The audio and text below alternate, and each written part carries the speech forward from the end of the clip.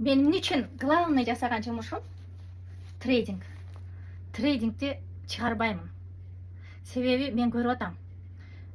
Жүгіріп барып кредит алып береді екенсіңер. Трейдингке ақчаң болғанда, ме бош болғанда ғана келе тұрған жұмыш. Бұл чыныгы азыркы современный кесип. Бир нерсени айтып кетейин.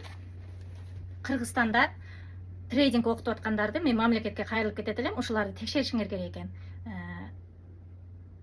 Эки кыздын сайтын көрүп калдым, көзүмө түштү. Бул оюнчук кылып эмнеге антып атасыңар силер?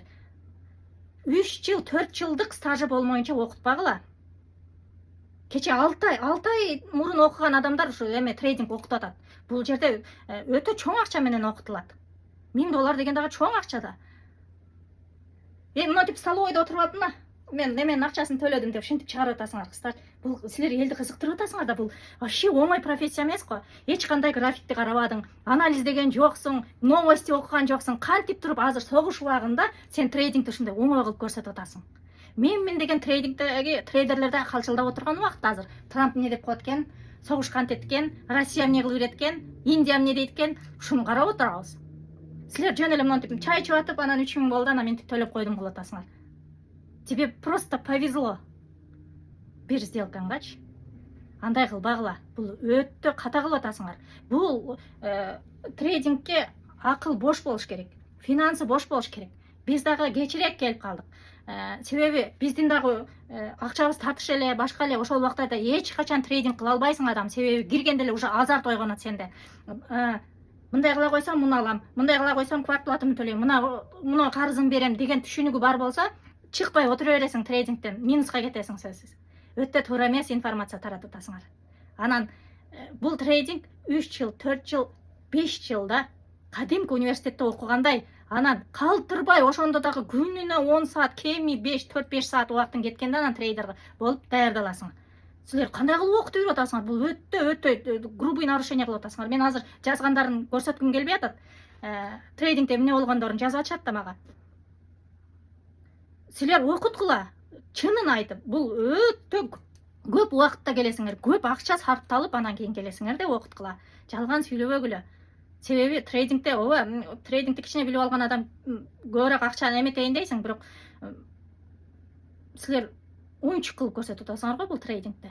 Ошон үчүн мага жазып атышат да, бул деген кумар, анан бул деген современный кумар деп ушул силердин туура эмес түшүнүүңөрдөн ушинтип берип атасыңар да. Эгерде ушунча убакытка чыдайм деген адам болсо, окуйт өзү эле.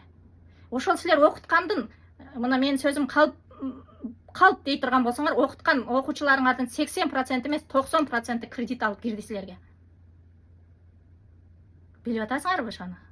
Силер өзүңөр билбей турган нерсени. Ничин бул стратегия, бул жанагы волналар, бул океандын волнасындай түшүнүксүз болот. Эбегейсиз көп волналар. Кантип силер 6 ай 1 жылда ошо волнаны жаттап бүттүңөр дагы элдерге берип атасыңар ошону. Мына бизде 4-5 жылдык көзүбүз, 4-5 жылда анан ошону күтүп отурабыз волнанын кайтышын. Эми биз жаттадык десек болот. Ошондо дагы жаттап бүтүлбөй турган нерсе бул.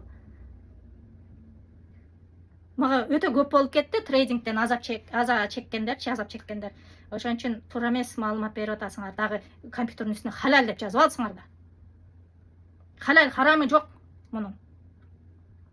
Ошо жанагы арак-парак акцияларын эле албасаңар, дагы мынтип карасам халал деп жазып алыптыр үстүнөчү. Мынча динди оюнчук кылдыңар.